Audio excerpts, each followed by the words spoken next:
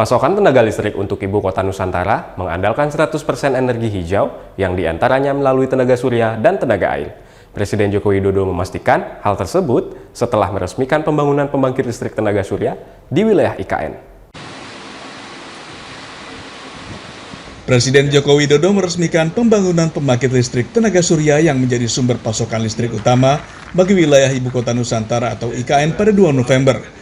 PLTS yang berlokasi di Kelurahan Pemaluan, Kabupaten Penajam Pasir Utara, Kalimantan Timur tersebut memiliki kapasitas 50 MW yang ditargetkan dapat menyediakan listrik pada saat upacara 17 Agustus 2024 mendatang.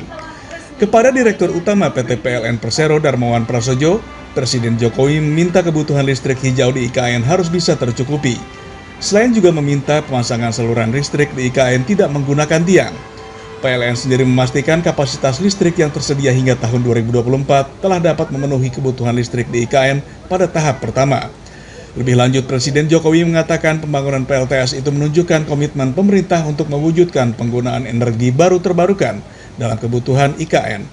Keberadaan PLTS tersebut juga diproyeksikan dapat mengurangi hingga 104.000 ton emisi karbon setiap tahunnya.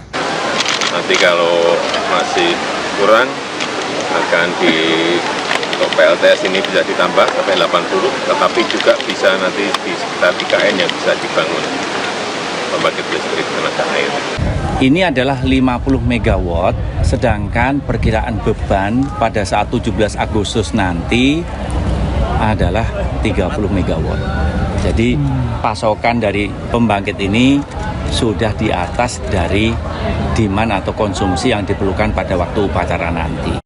Selain meresmikan pembangunan PLTS, Presiden Jokowi juga melakukan peletakan batu pertama pembangunan kompleks perkantoran Bank Indonesia dengan perkiraan nilai investasi sebesar 12,5 triliun rupiah.